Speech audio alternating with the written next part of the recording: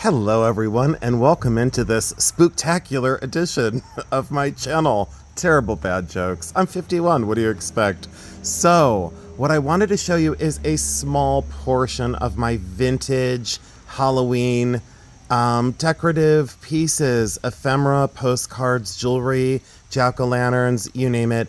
I do have a whole room devoted to vintage Halloween, and no one would know that except for Jeremy and my close friends, because I've yet to share it on my channel. So I hope you appreciate this video. If you would like to see more of my vintage and more rare Halloween decorations, please leave it in the comment section below. If you know someone who loves vintage Halloween, or for that matter, vintage Christmas and antique Christmas, please send them over to my channel because I will be discussing more of my vintage Halloween that I've collected and my vintage and antique Christmas that I've collected over 31 years. So, a lot of people know me just for jewelry, so let me get that out of the way.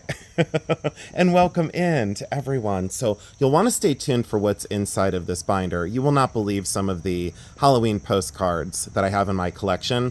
And also, if you want to see more of the rare jack-o'-lanterns, I have a witch, a cat, a skeleton, and a very large one. It was like a either store display or parade piece. Very, very early pressed paper with the tissue face inset in it. It's one of the largest that anyone has ever seen. Now, before I begin, I'm not an expert in anything. I am an avid collector and a historian, and my collection stopped at nothing. I would say that there are channels out there that know much more about vintage and antique Halloween and Christmas than I do. And I would defer to those channels for correct pronunciation of a few things and also origins and values. I won't get into values much today, but I will say that on the local level, I'm very blessed and very lucky. There is a holiday show that comes into Canfield, Ohio, twice a year, and Jeremy sets up there with the coffee trailer. So I do go to the show, and I walk around to absorb information on current pricing, current desirability, because it's always a changing market with anything. I've seen some postcards that used to sell for $300 to $400 now selling for like $80 and $90, and I've seen the opposite. I've seen some of the ephemera and paper that used to be not very valuable for like $8 to $10 back in the day, 30 years ago, and it's now selling for like $80, $90, $100 plus dollars. Also, plastic decorations have really started to surge in value. I think it's all about supply and demand. Enough about that. A Bakelite set that I actually wear in the fall. These are either pumpkins or gourds. They most certainly look like pumpkins to me. And look at that Bakelite bracelet, all original, 1940s, 1950s, root beer Bakelite, and it's very difficult to find the brooch and the matching cuff bracelet. The value on that, years and years and years ago, I paid $1,500 for this set.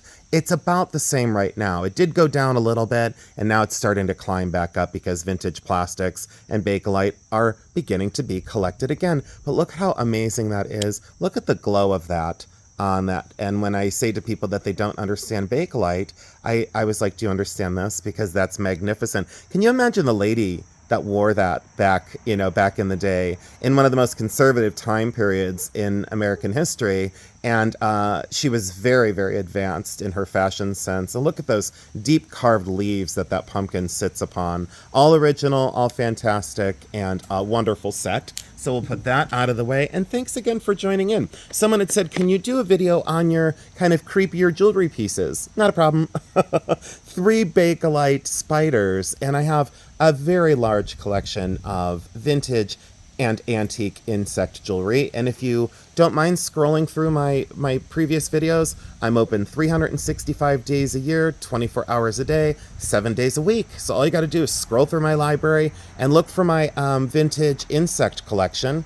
Look for the thumbnail, click on it. I may be able to link that in this video. If you go over to the description, I think I'm going to start trying to link my videos again when I refer to them, so it'll make it easier for you to find. I understand with how many videos I have, it's difficult to keep track. These used to sell for around $135 to $165 a piece. They're about the same right now. The ebb and flow of that value has kind of stabilized, but look how cool those are. I think I have 6 more. I have an orange, a black, orange, black, and a cream. And this is like the green, the dark green, and the red. Vintage Bakelite bodies and brass, and very well done. I love those as well. And then just a disposable kind of costume jewelry brooch that was really beat up. It's a black cat. Very early plastic on this. Some people will say immediately celluloid. Not on this specific version. That is not celluloid. But let me tap and make sure. Let me tap the camera and make sure I'm in focus. There we go. Check that out. And yes, the vantage point today is a little different because I'm outside again. And I wanted to, I know this is so strange, I wanted to take my shoes off and just have my feet in the grass. So I decided to come outside today and do that. Wanted to treat myself right. And a vintage Halloween lantern. Look at that.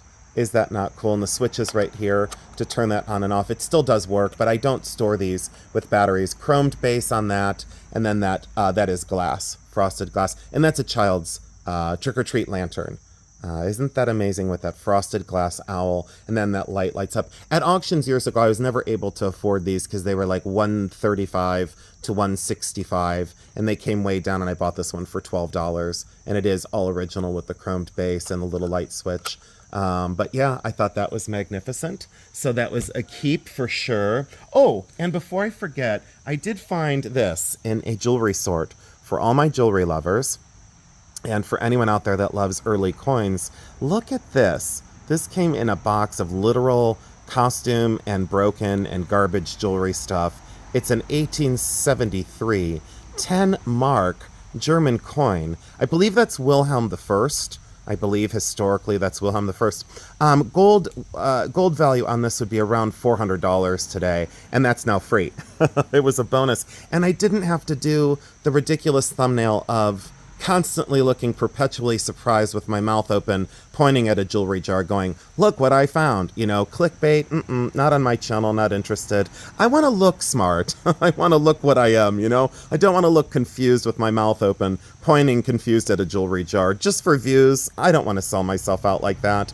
So thank you for understanding that I just won't do the stupid face pointing at a jewelry jar. I'm not interested in it. But look at that. And that was just a quiet find. You know, I found it and then I go, well, you know, I did the video, I didn't release it yet, and I was like, all right, I'll release the video eventually, but I most certainly will not look confused in the thumbnail.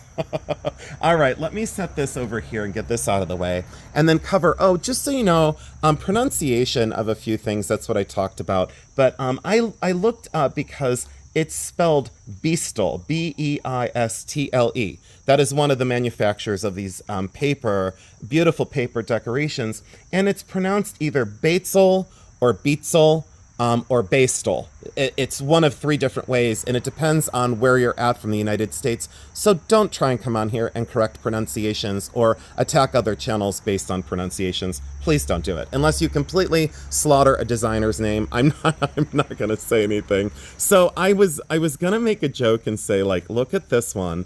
And so let me move this out of the way. I feel like I'm so crowded every time I get on here. And listen how I'm already screaming. This is one of my Pulp jack-o'-lanterns that would have been carried by a child with a candle down in there. And I'm going to show you one that was actually, this little one has a candle holder down in it, and it was used by the previous family. All right.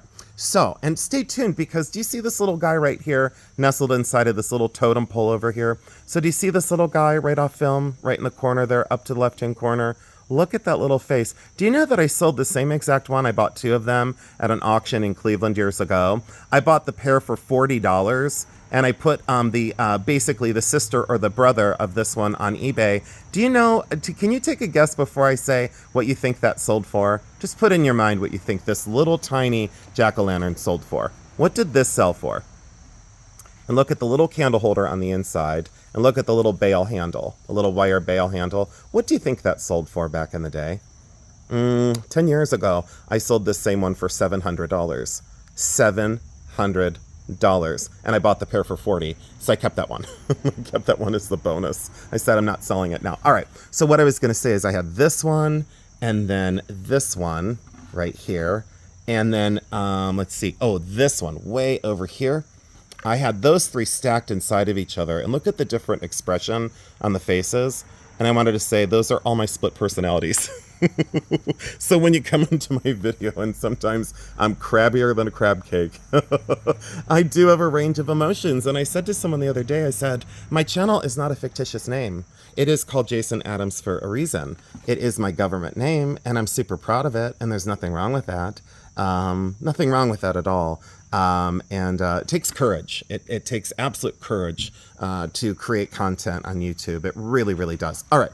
So check that out for an old one. Circuit dating on these, on this specific one, it's probably later 50s on this one. This was 65 cents way back in the day, and that's pressed paper, if you're asking what the material is, and then painted, spray painted with that bright orange paint. So you can see that pressed pulp, the pressed paper on the inside, very lightweight, and that's the original tissue paper face. Those are usually really damaged or gone or severely warped or faded or actually completely burnt. Because when you think about putting a candle down in there, and you can see wax down in there, old wax down in there. So this was actually used. Can you imagine how unsafe that was to have a child holding a pressed paper jack-o'-lantern with a candle inside of it with a wire handle? Can you imagine the wire getting super hot? I mean, come on, you know? So anyways, but talk about beautiful history and whimsy. I love this face on this one. But then I had the, let's see if it's this one. No, I think I'll have to look in my stuff upstairs. Oh, and a note to everyone, I have 15 different versions of these, of the pumpkins. All right, so there's that value on that. Because the size and missing the bail handle and the wear on the paint, maybe $95 to $125 retail price. But I know I'm going to get in trouble if I say much more about pricing. Wait till we get into these postcards. I don't want anyone to leave. Anthropomorphic food, anthropomorphic pumpkin, corn, and radishes that make a skeleton pumpkin man. You won't want to miss these. You are going to want to stay tuned because some of these postcards and ephemera in this book. Look at this guy. Are you kidding me? I do have Ellen Clapsaddle. I do have some Tux cards. I have a lot of different manufacturers of the old Halloween cards. Look at the black cat staring at that gourd or melon with those, again, anthropomorphic food people. Just incredible. I have a whole collection of the witch cards with their cauldrons and their pumpkins and their black cats. Look at the gnome carving the pumpkin. See, I can get lost in this book. And you know what I'm probably going to do? Oh, the black cat one. Oh, dear baby. Oh, baby cat. Absolutely love this one. Love. That one's from 1911. The person that collected these before me, about the whole collection from one family, and they were from Canton, Ohio. This is an Ellen Clapsaddle. I believe that is Clapsaddle. I'll have to get it. Yes, it is. Signed right there, Ellen Clapsaddle. That's an original. And again, Ellen Clapsaddle cards, you know, there's been that ebb and flow. And before I ruin anything in the background, I'm going to set this out of the way. Let's get back into the pumpkins really quick. Right, there's this version. That face is original. You can see the oxidation on that paper, and you can see where that's worn down in there. That's original. Look at that cute little pumpkin face with his crooked little teeth. Isn't that the cutest thing ever? And these are, the way I display them in my house, maybe, just maybe, you're going to put down in the comment section, hey, can you take us in for a view of the pumpkins in the house and the Halloween room? And I would say, sure. But then I have 2 rooms devoted to Christmas. And I hate to admit this, but I will. I have 2 rooms devoted to my Bakelite collection. So it's just what happens, you know. And there's vintage purses hanging all over, and there's art from ceiling to floor. I've been an avid collector now for 31 years, but I had to resell the whole way through to be able to afford these collections. Look at that angry guy. That's me when someone comes after me on YouTube. That's me right there. Furrowed brow and ready for the fight. Flared nostrils even. It looks exactly like me. Look at the wire handle on there. I would say on that one because of the character. I see I wouldn't sell that for less than $150. So like maybe $165, $185. You know, and the price again, it's gone up, it's gone down, it's went crazy. And this is the one that I said I sold the sister or the brother to for $800. Look at that little metal candle holder, and someone would say, are you sure it was used? Yeah, look, all the burnt wax down in there. Amazing. And this is actually made out of a hollowed out gourd. So this is not pressed paper. This is actually a hollowed out gourd. So that is actually technically a gourd, and then it was varnished and painted, and they opened up the eyes, the nose, and then made that little slit for the mouth. and carve those little teeth. The other one was slightly different, but not by much. Look at the little nostrils on the nose.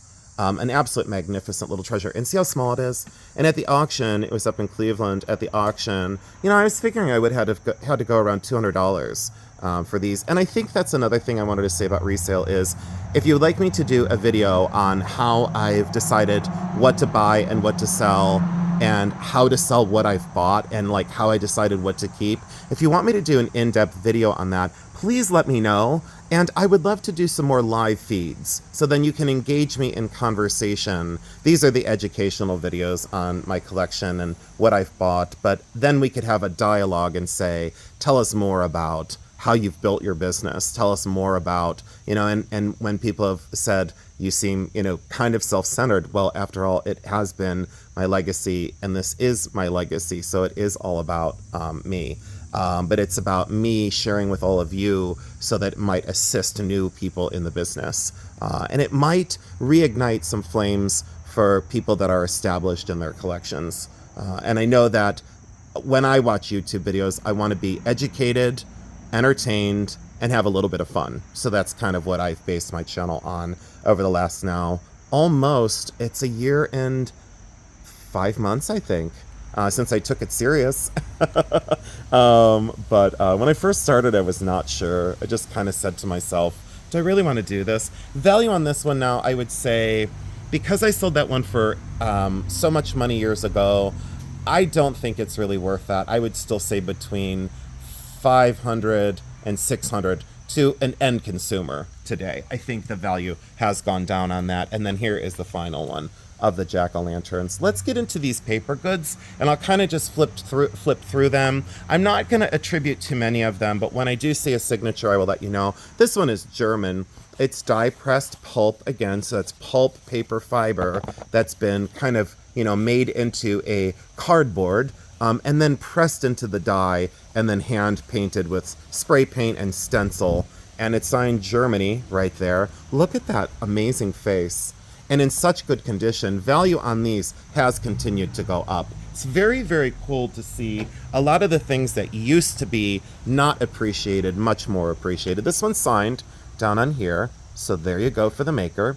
Copyrighted and then made in the USA. Most of my collection is from America and also from Germany. So those were the two most prolific. And what I love about some of these is they'll have a pencil price written on the back of them. And most of these were very inexpensive. 10 cents, 25 cents, 75 cents. Look at that cat with the bright bow tie and the monocle and the top hat.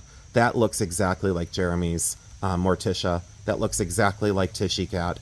It really does. And she is quite the hilarious cat. She's quite amazing. She has slowly but surely become my best friend. But I also love Morris and Whiskers and Mulan, so I love them all equally. I don't have a favorite cat of Jeremy's. Look at this one for that amazing, amazing gesture.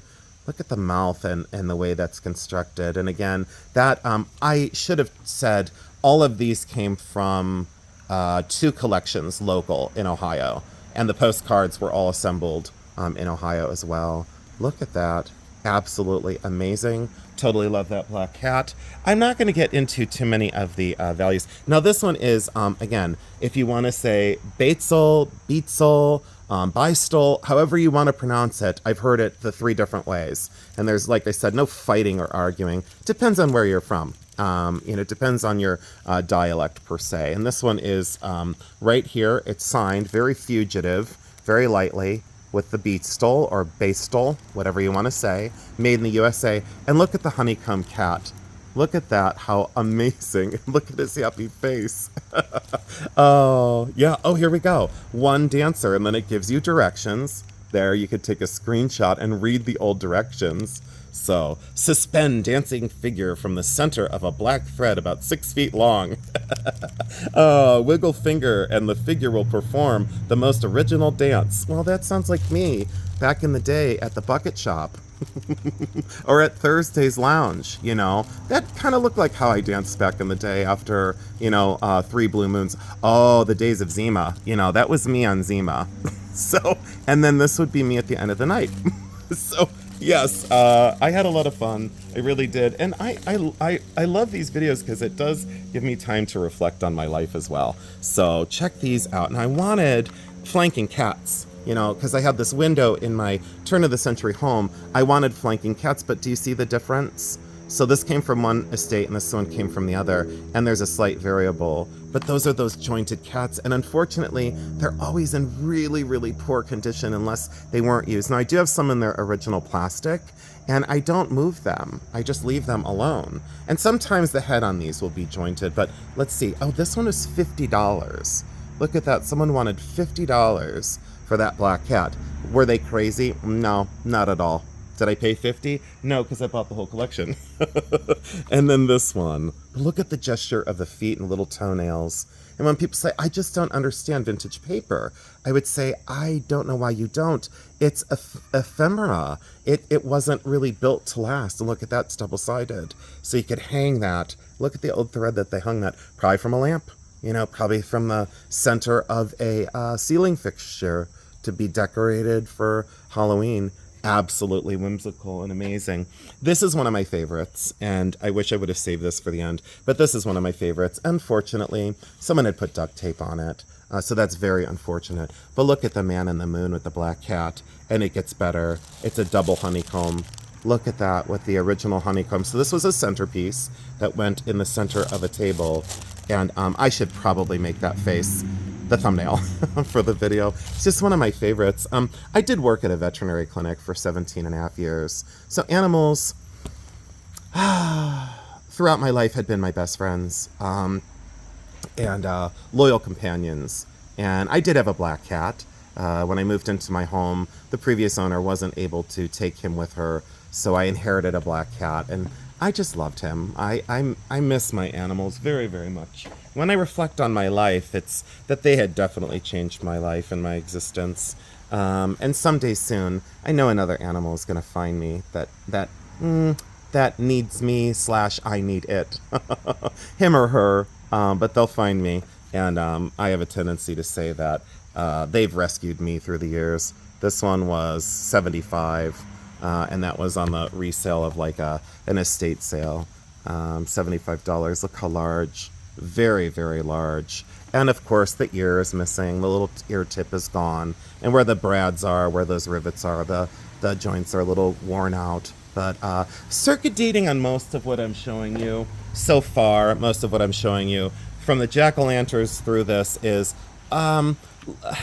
late 19, well, on jack-o'-lanterns included, late 1930s and through the 1950s. I didn't see anything yet that was post-1950s. I thought I had two. I do have two of these. They were stuck together. I do have two of these, and these are German as well. There's the German mark, and again, pressed paper, but look at the condition of these amazing black cats. Aren't those fantastic? And someone definitely had put those up because you can see they punch little holes there with like little brads or push pins to put those up on a bulletin board. But these were always decorative items. They were meant to be put up. Look at the scale of those. I would say on those, because the condition, oh boy, 75, 85, people could disagree and say, no, 50, no, 100. Well, don't yell. Don't yell and boss people around. It's just a matter of where you're located. And I said I'm no expert in this, but just have had a lot of fun with collecting. And that's what I wanted to keep the video about. The festivity of this and the whimsy of this and how that these things have survived. There's the mark there.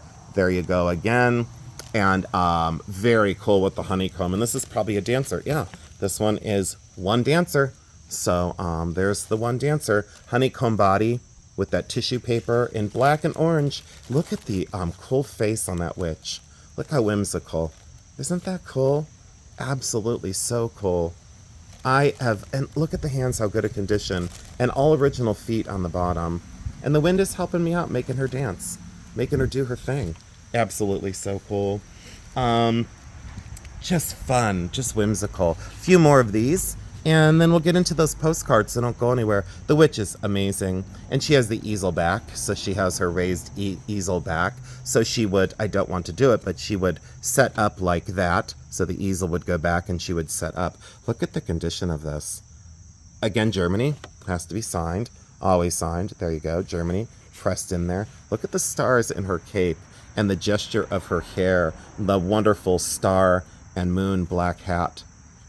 Oh, absolutely great. Look at her face. Yes, trying hard to fly on her broomstick and her shoes. Now, those are definitely some witchin' shoes. The title of the video should be Witching Shoes. Witchin' Shoes. Look at that one with the cauldron and the bat on fluorescent orange. That is just so cool. And then this one, I think, was from a store because they could have written in here or for a party. That was like one of the centerpieces. Again, very large scale, but again, the witch and her whimsical partner in crime, the black cat, holding on to that banner. Really amazing size and scale. The color and the graphics of such early pieces. You may not understand. Oh, I never knew that I had the big one of this. I don't know how I lost track of that. But apparently I have the big one of this. Oh, and another thing, you will find tape residue here and there on these to reinforce. Let's get into this. And I might do a whole separate video. You know, I think I'm going to. I think I'm going to do a parade of postcards because I'm not going to get through this whole book. And I'm just going to give you a sampling of some of the cards that I have thought were so amazing. A child as a witch inside of a pumpkin. Ellen Clapsaddle again. Unfortunate with the wear on these. Maybe that's not Clapsaddle. No, I do believe that it is. I think it's signed right there. But look at that. Oh, and the car. Transportation. And a witch. And Halloween. And absolutely cool. It says right on there, Happy Halloween. Let's look at a few. Oh, I forgot about this one. And some of these cards, if you look them up, take a screenshot of a couple of these and go online and look them up. Look at the cat with the devil and the skeleton, the pumpkins, and the bat. We're going to need to do a whole video on this because do you want to see how many cards there are? Now, let me tell you one more thing. Here's a big surprise. This is no surprise to anyone on my channel. I have 2 albums full so of just Halloween. And then I have 3 albums of very unusual Christmas. I didn't want to hold on to any of the common cards, any of the cards that were extremely common. I kind of had a threshold set of like, if it wasn't worth $25 or more, I said I just didn't want to keep it in the collection. So I always made sure that they were like quite valuable, just because this one, and I think this one online, take a screenshot of the blimp with the pumpkins in the basket. I think I have 4 of them. I have more than 4 of them. Oh, this one. Oh, this one. Oh, and I do have the mechanical Ellen Clapsaddle with the girl with the pumpkin that's on an arm. It's on her arm and it swivels back and forth across her face. So if you want to see that mechanical card, not a problem. Oh, the boy and the girl. Look at the turn of the century boy and girl carving the pumpkin. Oh, and this one. Look at her looking at the pumpkin. Absolutely amazing. Let's look and see if these were ever written on. A lot of these were written on. And, yep, it's got its stamp. I love the fact some people will not, I love the fact of these being used, is what I meant to say. Some people only collect postcards that were not used, written on, or postmarked. I think it only adds to their charm and their amazing history. And a lot of times the sentiment on the card is so beautiful and so heartfelt. Love that card. Let's see if this one was written on. Oh, are there 2 cards in here? Are there 2 of this? No, it shouldn't be 2. There's the Ellen Clapsaddle. And look at the cat and the pumpkin. Maybe that's going to be the thumbnail for the video. Look at that. Oh. That is so cool. From Doris to Harvey, Pennsylvanian. I get lost in these things. It was postmarked in 1909. So that card had to be before 1909, unless someone time traveled. And then I would say to someone, well, that's circa, 1900. And they go, no, it's not. Well, yeah, apparently it's circa 1900. This is really interesting for this one. I think I am going to have to go because my stomach's growling. Oh, I have a hungry pumpkin. Someone's in my yard. Oh no, that's the postal delivery man. Oh wait, maybe I have to pause because of the music. Hold on. Oh wait, listen, he's singing. Do you guys hear him? he was playing music in his backpack. That's my postal delivery man. And he was singing all the way up to my front porch. But I don't want a copyright strike for music, but he delivers my mail every day, and he is jamming out. Do you guys remember when we used to have Walkman? Is anyone here old enough to remember Walkman? The Walkmans. I would roller skate with my Walkman. In the middle of the street, by the way. Probably not such a wise thing. This one. All right, we're going to end on this one. Because why? Because I'm nuts. I am nuts. That's the perfect segue. Look at these anthropomorphic nuts. Making a nut into a human with expressions. Yeah. Happy Halloween. 1910. Nothing says, Jason, more than a card full of nuts. Oh, the things I could say, but I'd probably get a strike on my channel. All right, we're going to call it. Look at the pumpkin parade. Oh, see, I can't stop. Oh. Yeah, all right, we're going to do another video on, we'll do a video on postcards, all right? So we'll do a video on Halloween postcards, unless you can't stand it and don't want to see it. And if you put that down in the comment section below that you don't want to see it, more than likely I'm going to do it just to piss you off. Okay, I love everyone so much. Thank you so much for attending this festive Halloween part of my collection. More to follow for sure. I really do appreciate your time and your attention. Please share this video out, because so many times when I stray from the jewelry world and I get courageous and I try and show you a whole nother part of my world and what I've been doing for over 30 years, when I get into these collections, a lot of times viewership goes down because everyone's like, I just want to talk about jewelry. Well, I don't. So I want to share my passion for so many other things. So thank you for letting me take a little bit of a sideways track. Thank you so much for encouraging me in the videos. And again, leave down in the comment section how much you enjoyed this video and what you would like to see moving forward. I so appreciate your time and your attention. Thank you so much for joining in. Go forth with peace and kindness. And you know it. I love you because I do.